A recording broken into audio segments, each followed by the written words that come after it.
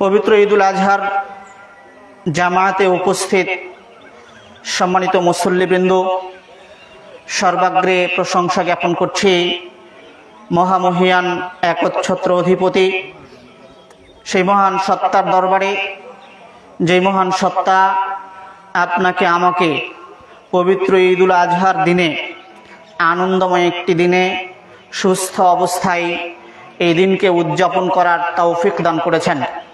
সেই মহান রব্বুল আলামিনের দরবারে লাখো কোটি শুকরিয়া জ্ঞাপনার্থে অন্তরের অন্তঃস্থল থেকে শুকরিয়া কালিমাতু শুকুর আদায় করছি, আলহামদুলিল্লাহ।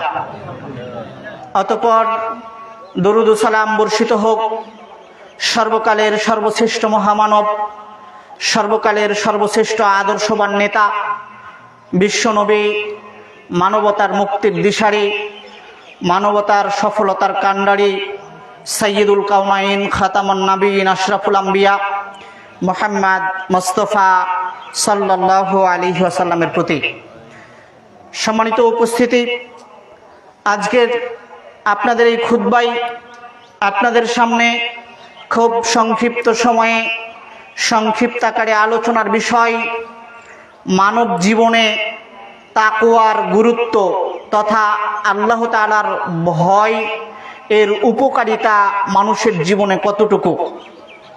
আপনাকে যদি আমি দেখাই, আল্লাহ সুবহানাহু ওয়া তাআলা মানুষের জীবনে বিভিন্ন আমলের পরেই বিভিন্ন আমলের সাথে আল্লাহ তাআলা তাকওয়াকে সম্পৃক্ত করেছেন, আল্লাহর ভয়কে সম্পৃক্ত করেছেন।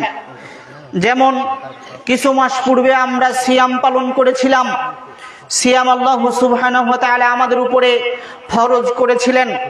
আল্লাহ তাআলা সিয়াম ফরজের কারণ উল্লেখ করে তিনি বলছেন, লাআল্লাকুম তাত্তাকুন, তোমাদের উপরে সিয়াম ফরজ করেছি এবং তোমাদের পূর্ববর্তীদের উপরে সিয়াম ফরজ করেছিলাম এই কারণে যে যাতে করে তোমরা তাকওয়াশীল হতে পারো, তাকওয়া অর্জন করতে পারো।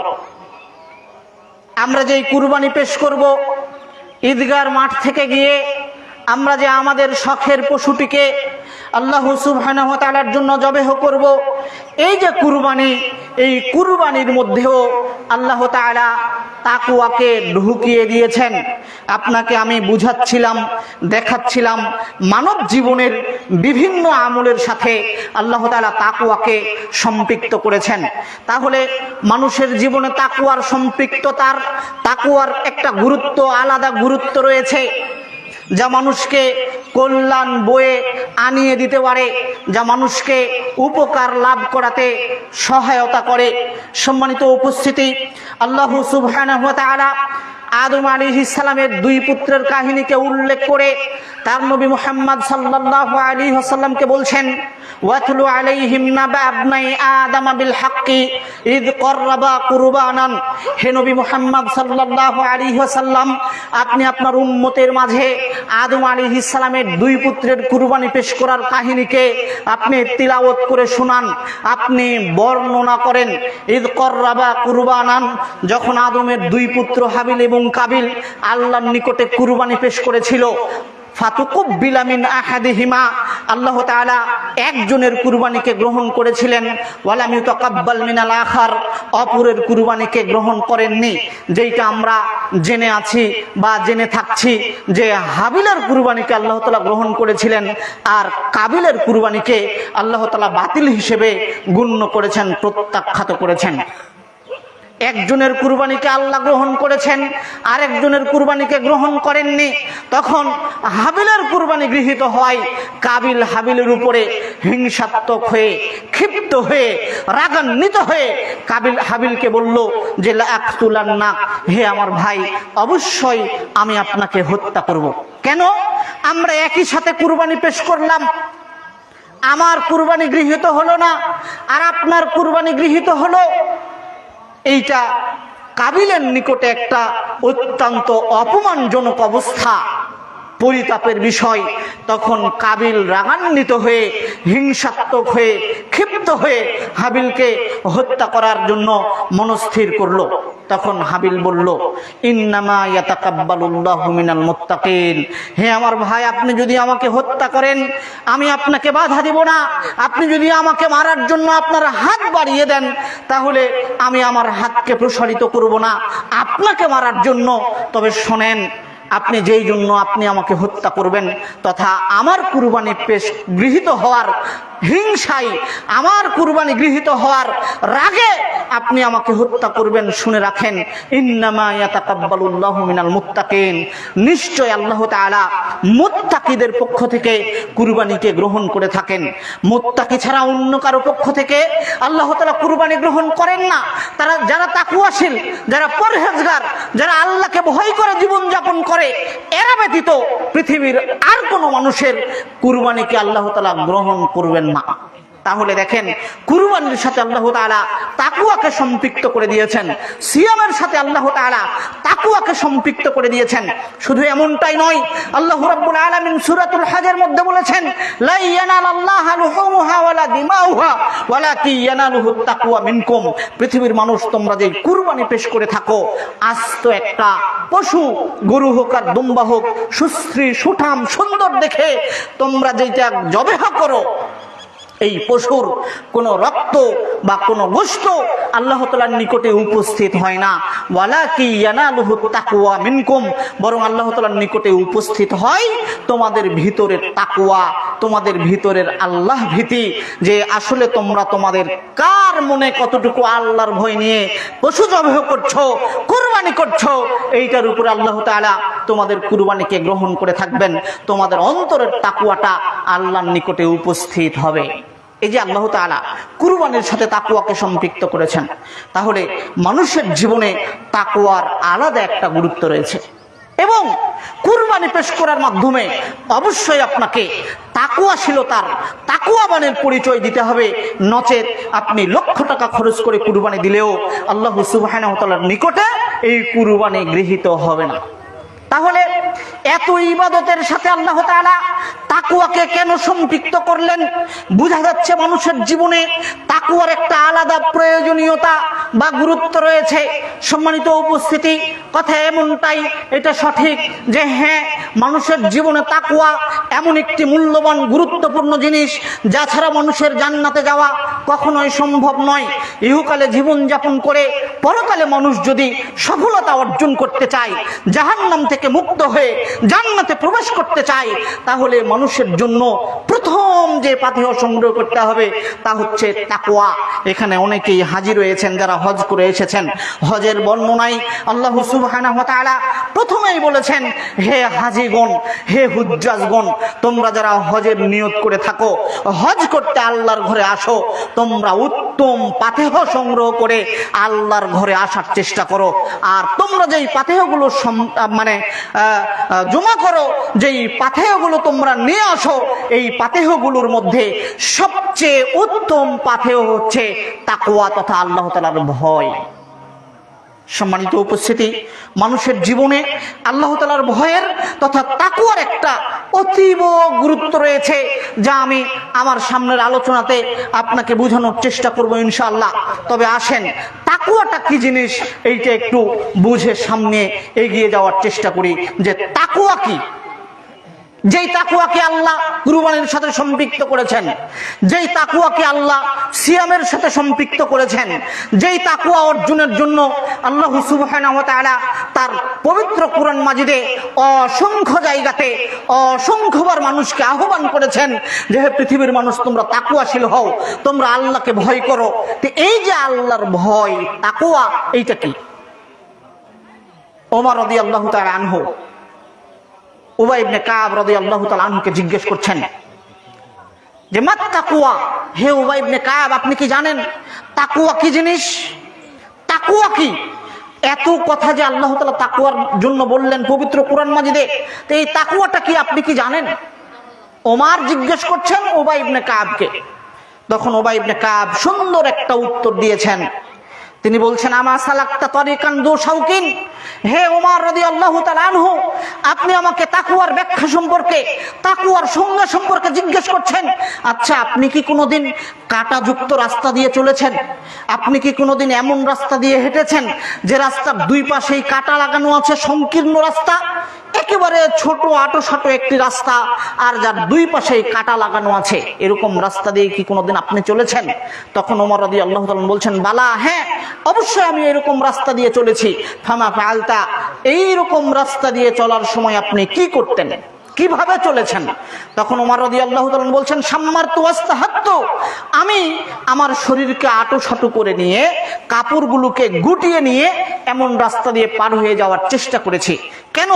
এরকম কাঁটাযুক্ত ছোট আঁটো রাস্তা দিয়ে যদি আমি যেতে চাই, তাহলে আমার প্রশস্ত জামা, আমার যে জামাগুলো আমার শরীরে রয়েছে, এই জামাতে আপনার কাঁটা বিঁধে যেতে পারে, দুই সাইড থেকেই জামাতে কাঁটা লেগে যাবে, তাহলে আমি আর সামনে এগোতে পারবো না।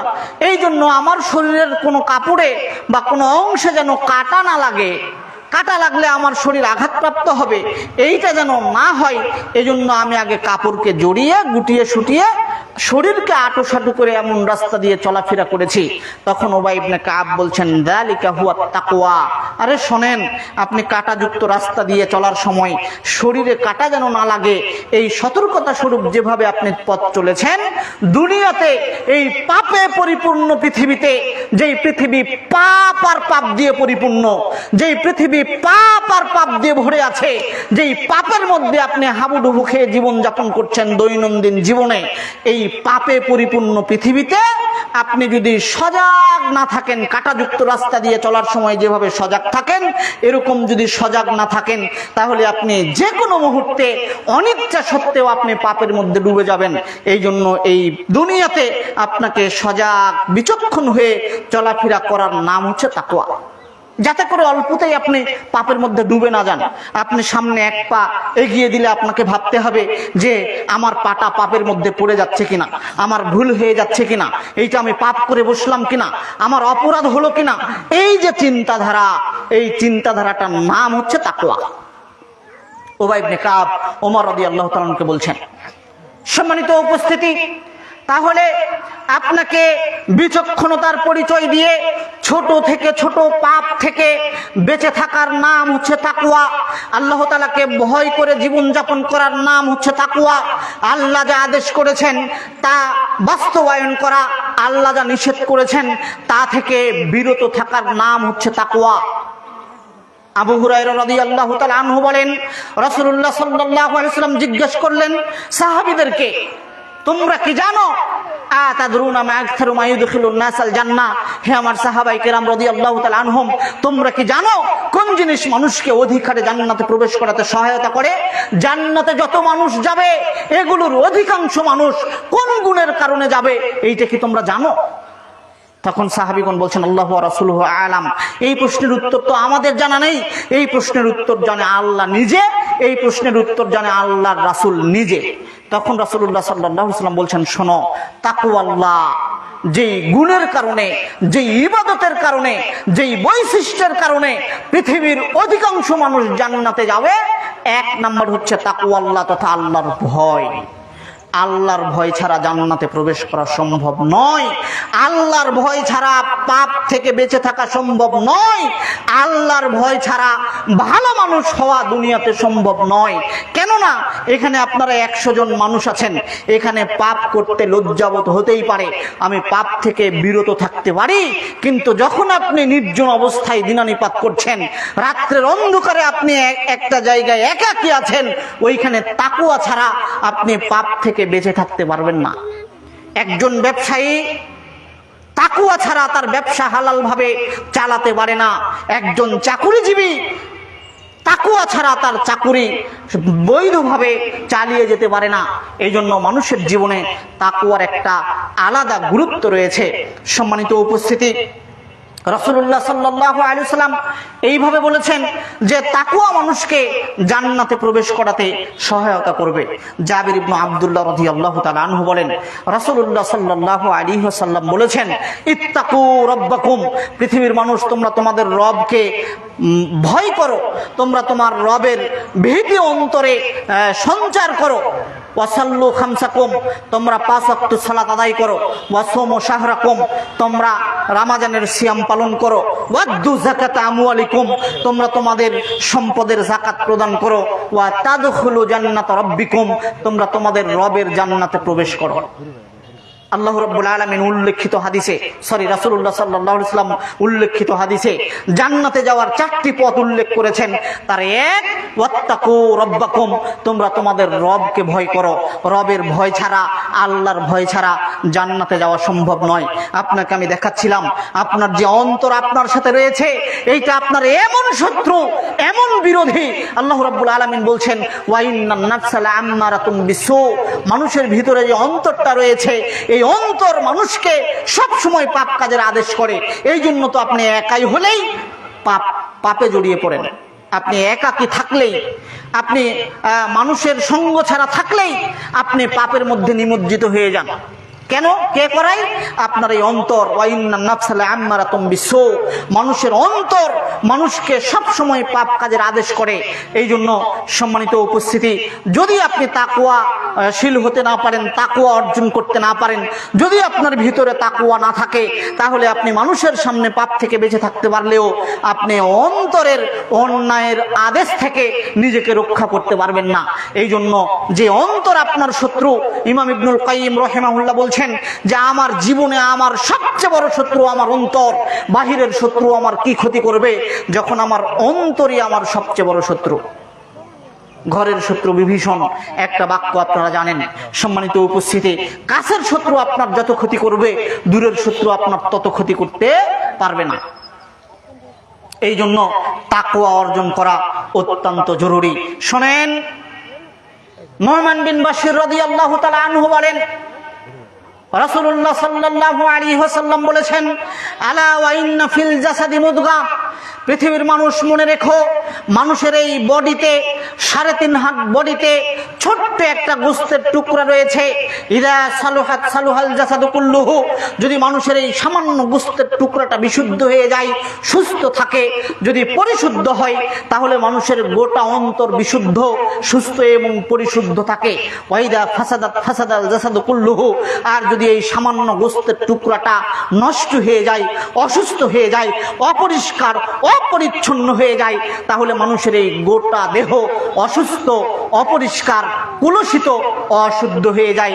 আলা ওয়াহিয়াল কলব, মনে রেখো, ছোট্ট এই গোশতের টুকরাটা হচ্ছে মানুষের অন্তর, যেখানে তাকওয়া লালিত পালিত হয়। যদি মানুষের অন্তর নষ্ট হয়ে যায়, তখন মানুষের এই হাত ভালো কাজ করবে না। যদি মানুষের অন্তর নষ্ট হয়ে যায়, তাহলে মানুষের এই মুখ ভালো কথা বলবে না। যদি মানুষের অন্তর নষ্ট হয়ে যায়, তাহলে এই কান ভালো কথা শুনবে না। যদি মানুষের অন্তর নষ্ট হয়ে যায়, চোখ দিয়ে ভালো জিনিস দেখবে না। যখন মানুষের অন্তর নষ্ট হয়ে যাবে, তখন মানুষ মানুষের সাথে সম্পর্ক রক্ষা করতে পারবে না। যখন মানুষের অন্তর নষ্ট হয়ে যাবে, তখন আপনি ভাই হয়ে আপনার ভাইকে ভালোবাসতে পারবেন না। যখন আপনার অন্তর নষ্ট হয়ে যাবে, তখন আপনি আপনার বোনের সাথে, আপনার ভাগনা ভাগ্নের সাথে ভালো সম্পর্ক রক্ষা করতে পারবেন না। কিন্তু যখন আপনার অন্তর বিশুদ্ধ, যখন আপনার অন্তর সুস্থ, যখন আপনার এই ছোট্ট গোশতের টুকরাটা পরিশুদ্ধ থাকবে, তখন আপনি মানুষ হিসেবে পরিশুদ্ধ থাকতে পারবেন। তখন আপনার হাত ভালো কাজ করবে, তখন আপনার কান ভালো কথা শুনবে, তখন আপনার চক্ষু ভালো চিত্র দেখবে, তখন আপনার পা ভালোর দিকে এগিয়ে যাবে। এই জন্য সম্মানিত উপস্থিতি, রাসূলুল্লাহ সাল্লাল্লাহু আলাইহি ওয়াসাল্লাম এই যে তাকওয়া লালন পালনের যে জায়গাটা অন্তর, এই জায়গাকে পরিশুদ্ধকরণের জন্য মানুষকে একান্তভাবে আদেশ করেছেন। সম্মানিত উপস্থিতি, আবু হুরায়রা রাদিয়াল্লাহু তাআলা আনহু বলেন, রাসূলুল্লাহ সাল্লাল্লাহু আলাইহি ওয়াসাল্লাম বলছেন, ইন্নাল্লাহা লা ইয়ানজুরু ইলা সুওয়ারিকুম ওয়া আমওয়ালিকুম, আপনাদের উঠে যাওয়া দেখে আমার মানসিকতা নষ্ট হয়ে যাচ্ছে। আপনারা যদি এইভাবে উঠে যান, তাহলে আমিও আমার কথা বেশিক্ষণ টিকাতে পারবো না। সালাত যেরকম জরুরি, খুতবা শোনাটাও তেমনই জরুরি। এখানে এমন নয় যে প্রখর রোদে আপনার পিঠকে পুড়িয়ে কালো করে দিল, আপনার চেহারাকে কালো বানিয়ে দিয়েছে, এমন নয়। এমন নয় যে প্রবল বৃষ্টি এখানে বর্ষণ হচ্ছে, প্রচন্ড আকারে মেঘ ডাকছে, বিষয়টা এমন নয়। তবে আপনি কেন চলে গেলেন, কেন আপনি মূল্যায়ন করতে পারলেন না, এটা আমি বুঝতে পারছি না, আপনার প্রতি আমি দুঃখিত। তাহলে কি আপনি আসলেই মূল্যায়ন করতে পারেননি যে সালাত আদায় করা যেমন জরুরি, খুতবা বা আলোচনা শোনাটাও তেমনই জরুরি? একটু মানুষ হিসেবে বিবেচনাবোধ থাকতে হয়। বিবেক বুদ্ধি এত লোপ পেলে চলে না। যাদের বিবেক বুদ্ধি থাকার পরেও কাজ করে না, আল্লাহ ওইসব মানুষকে পশুর সাথে তুলনা করেছেন, বরং বলেছেন তারা পশুর চেয়েও খারাপ। মনে কিছু নেবেন না, আমি আপনাদের গালি দিচ্ছি না। তবে আল্লাহ বিবেক থাকার পরেও যারা বিবেক খাটায় না, এরকম মানুষকে পশুর চেয়েও খারাপ বলে উল্লেখ করেছেন সূরাতুল আরাফের মধ্যে। দুঃখিত, আমি আপনাকে এত কথা বলতে চাইনি, কিন্তু আপনাদের পরিস্থিতি আমাকে এই কথাগুলো বলতে বাধ্য করলো। আমি আপনাকে বলছিলাম রাসূলুল্লাহ সাল্লাল্লাহু আলাইহি ওয়াসাল্লাম বলছেন, ইন্নাল্লাহা লা ইয়ানজুরু ইলা সুওয়ারিকুম ওয়া আমওয়ালিকুম। পৃথিবীর মানুষ মনে রেখো, আল্লাহ তাআলা তোমাদের আকৃতি এবং তোমাদের টাকা পয়সার দিকে দেখেন না, তোমাদের সৌন্দর্যতার দিকে দেখেন না। আল্লাহ দেখেন না তোমরা কে কত সুন্দর গঠনের, তোমাদের কার চামড়া কত সাদা, কে ফর্সা মানুষ, কে কত ফর্সা মানুষ। আল্লাহ দেখেন না তোমরা কে কত সম্পদশালী, কার কত অর্থ সম্পদ রয়েছে। এইটা দেখে আল্লাহ মানুষের আপনার মর্যাদাকে বিশ্লেষণ করেন না। এইটা দেখে আল্লাহ তাআলা কোনো আমলের প্রতিদান প্রদান করেন না। এইটা দেখে আল্লাহ তাআলা মানুষকে কোনো জিনিসের কোনো ইবাদতের প্রতিদান প্রদান করেন না। ওয়ালাকি ইয়ানজুরু ইলা কুলুবিকুম ওয়া আমালিকুম। বরং আল্লাহ তাআলা দেখেন তোমাদের অন্তর এবং তোমাদের ইবাদত আমল। তোমাদের অন্তর, কার অন্তর কতটুকু স্বচ্ছ পরিচ্ছন্ন পরিষ্কার, কার অন্তর কতটুকু তাকওয়ায় পরিপূর্ণ, কার অন্তরে আল্লাহর ভয় কতটুকু জায়গা করে নিয়ে আছে, এইটা আল্লাহ তাআলা দেখেন। এবং এইটা দেখার মাধ্যমে আল্লাহ তাআলা তাকে দুনিয়াতে মর্যাদাবান করেন, পরকালীনও তাকে মর্যাদায় ভূষিত করবেন। এই জন্য রাসূলুল্লাহ সাল্লাল্লাহু আলাইহি ওয়াসাল্লাম বলেছেন, ইন্না আকরামাকুম ইনদাল্লাহি আতকাকুম। পৃথিবীর মানুষ তোমাদের মধ্যে আল্লাহ তাআলার নিকটে ওই ব্যক্তি সবচেয়ে শ্রেষ্ঠ, সবচেয়ে মর্যাদাবান যার ভিতরে তাকওয়া বেশি। আপনার আমার নিকটে ওই ব্যক্তিটি সবচেয়ে সম্মানিত, ওই ব্যক্তিটি সবচেয়ে মানীয়, ওই ব্যক্তিটি সবচেয়ে মর্যাদাবান যার টাকা পয়সা সমাজে যত বেশি, যার প্রভাব প্রতিপত্তি, যার শক্তি সমাজে সবচেয়ে বেশি, যে সুন্দর সে আমাদের নিকটে কদরপূর্ণ, তার মান মর্যাদা আমাদের নিকটে অনেক বেশি। কিন্তু আল্লাহ তাআলার নিকটে চেহারা দেখে, অর্থ সম্পদ, ধন দৌলত, প্রভাব প্রতিপত্তি দেখে মর্যাদাবান হওয়া যায় না। বরং মর্যাদার এক নাম্বার মূল ভিত্তি হচ্ছে তাকওয়া। ইন্না আকরামাকুম ইনদাল্লাহি আতকাকুম। নিশ্চয় তোমাদের মধ্যে সবচেয়ে সম্মানিত ব্যক্তি ওই যার তাকওয়া রয়েছে। যার তাকওয়া যত বেশি, সে আল্লাহর নিকটে তত বেশি আপনার মর্যাদাবান। এই জন্য সম্মানিত উপস্থিতি, মানুষের গঠন, মানুষের চেহারা, মানুষের আচার ব্যবহার, মানুষের ধন সম্পদ, এইটা দেখে মানুষের বিচার বিশ্লেষণ করার কোনো কিচ্ছু নেই। রাসূলুল্লাহ সাল্লাল্লাহু আলাইহি ওয়াসাল্লাম এই কথাই বলেছেন। আবু হুরায়রা রাদিয়াল্লাহু তাআলা আনহু বলেন, রাসূলুল্লাহ সাল্লাল্লাহু আলাইহি ওয়াসাল্লাম বলেছেন, আল মুসলিমু আখুল মুসলিম। একজন মুসলমান আরেকজন মুসলমানের ভাই। একজন মুসলমান আরেকজন মুসলমানের ভাই, সে যত দূরত্বে অবস্থান করুক না কেন। এখানে আপনি বাংলাদেশে একজন মুসলিম আছে আপনার সৌদি আরবে, অথবা আরো পশ্চিমে আমেরিকাতে, আর একজন আছে সবচেয়ে পূর্বে আপনার হচ্ছে জাপানে। এখন পৃথিবীর দুই প্রান্তে দুইজন বসবাস করছে, দুজনেই মুসলিম। তাহলে মুসলমানের সূত্রে তারা পরস্পরের ভাই। আল মুসলিমু আখুল মুসলিম। একজন মুসলমান আরেকজন মুসলমানের ভাই। লা ইয়াহকিরুহু। একজন আরেকজনকে হেয় তুচ্ছ করবে না। ওয়ালা ইয়াখদিলুহু। একজন আরেকজনকে অপমানিত করবে না। ওয়ালা ইয়াযলিমুহু। এক ভাই আরেক ভাইয়ের উপরে অত্যাচার করবে না। আত-তাকওয়া হাহুনা, আত-তাকওয়া হাহুনা, আত-তাকওয়া হাহুনা। ওয়া ইউশির ইলা সাদরিহি। রাসূলুল্লাহ সাল্লাল্লাহু আলাইহি ওয়াসাল্লাম বলছেন, আত-তাকওয়া হাহুনা, তাকওয়া হচ্ছে এই জায়গায়। এইটা বলে তিনি তার হাতকে বক্ষের দিকে, বুকের দিকে, অন্তরের দিকে ইশারা দিচ্ছিলেন যে তাকওয়ার জায়গা হচ্ছে অন্তরে। মানুষ তাকওয়া অন্তরে লালন পালন করে। তোমরা মানুষের বাহ্যিক আচরণ দেখে, বাহ্যিক চেহারা দেখে, টাকা পয়সা দেখে, প্রভাব প্রতিপত্তি দেখে মানুষকে মর্যাদাবান মনে করার কিছুই নেই। যার অন্তরে তাকওয়া যত বেশি, সে আল্লাহর নিকটে তত বেশি মর্যাদাবান, তত বেশি দামে, তত প্রতিদানের দিক দিয়ে এগিয়ে। সম্মানিত উপস্থিতি, আপনাকে আমি দেখাচ্ছিলাম যে মানুষের জীবনে তাকওয়ার একটা গুরুত্ব রয়েছে। এই জন্য আল্লাহ তাআলা যাবতীয় ইবাদতে, বিভিন্ন ইবাদতে তাকওয়াকে সম্পৃক্ত করেছেন, যাতে করে ইবাদতগুলোর চর্চার মাধ্যমে আল্লাহ তাআলার বান্দাগণ তাকওয়াশীল হতে পারে, পরহেজগার হতে পারে, আল্লাহ তাআলাকে ভয় করনেওয়ালা হতে পারে। আবু হুরায়রা রাদিয়াল্লাহু তাআলা আনহু বলেন, রাসূলুল্লাহ সাল্লাল্লাহু আলাইহি ওয়াসাল্লাম বলেছেন, সালাতুন মুনজিয়াতুন ওয়া সালাতুন মুহলিকাতুন। পৃথিবীর মানুষ মনে রেখো, তিনটি জিনিস মানুষকে মুক্তি দিতে পারে। যদি পৃথিবীর মানুষ তিনটি কাজ করে, তারা ইহকালে সফলতা লাভ করবে, পরকালে জাহান্নাম থেকে মুক্ত হয়ে সফল হয়ে যাবে। তারা ইহকালে কল্যাণ লাভ করবে, পরকালে জান্নাত লাভ করবে। তিনটি কাজ: এক, তাকওয়াল্লাহি ফিস সিররি ওয়াল আলানিয়া, আপনার প্রকাশ্যে এবং অপ্রকাশ্যে উভয় অবস্থাতে আল্লাহ তাআলাকে যারা ভয় করতে পারে। প্রকাশ্যে ভয় মানে, প্রকাশ্যে ভয় কি? আপনি মানুষের সামনে অতীব পরহেজগার, অতীব ভালো মানুষ, কিন্তু মানুষের অগোচরে আপনার চেয়ে নিকৃষ্ট মানুষ আর কেউ নেই। যদি আপনার স্বভাব এমনটা হয়, তাহলে আপনি প্রকাশ্যে আল্লাহ তাআলাকে ভয় দেখালেন তথা মানুষকে দেখালেন যে আপনি আল্লাহকে ভয় করনেওয়ালা, কিন্তু অপ্রকাশ্য অবস্থায় আপনি আল্লাহকে আর ভয় করলেন।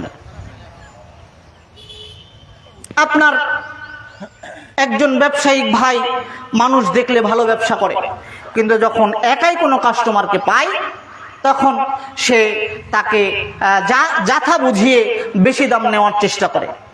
আপনার এই এলাকাতে একজন ভ্যান চালক, যখন স্বাভাবিক অবস্থা, সাধারণ মানুষ, পরিচিত মানুষ ভ্যানে ওঠে, তখন ভাড়া ঠিকই নেই, কিন্তু যখন বুঝতে পারে একজন অপরিচিত মানুষ আমাকে ভাড়া জিজ্ঞেস করছে, তখন সে অপরিচিত মনে করে তাকে ভাড়া ডবল বলে দেয়। এইটা প্রকাশ্য অপ্রকাশ্য ভয়ের বিরোধিতা। আল্লাহকে যেভাবে প্রকাশ্যে ভয় করতে হবে, আল্লাহকে সেভাবে অপ্রকাশ্যে গোপনেও ভয় করতে হবে। যারা আল্লাহকে গোপনে ভয় করে, তারা আরশের নিচে ছায়াতলে স্থান লাভ করবে, যা রাসূলুল্লাহ সাল্লাল্লাহু আলাইহি ওয়াসাল্লামের হাদিস দ্বারা প্রমাণিত। আপনাকে আমি বিস্তারিত বলার সময় বা পরিস্থিতি ওইভাবে হচ্ছে না, যা আমি বিস্তারিত বলতে পারছি না। সম্মানিত উপস্থিতি, আমরা আপনাদের পরিস্থিতিকে লক্ষ্য করে আমাদের আলোচনা এখানেই সংক্ষিপ্ত করে আমরা সকলের জন্য, উপস্থিত অনুপস্থিত, নারী পুরুষ সকলের জন্য দোয়া করে আমরা এখান থেকে বিদায় নেওয়ার চেষ্টা করছি। আল্লাহ সুবহানাহু ওয়া তাআলা আমাদের ঈদকে কবুল করুন, আল্লাহুম্মা আমিন। তাকাব্বালাল্লাহু মিন্না ওয়া মিনকুম, ঈদুকুম মুবারাক ইয়া আইয়ুহাল মুসলিমুন। তাকাব্বালাল্লাহু মিন্না ওয়া মিনকুম সালিহাল আমাল।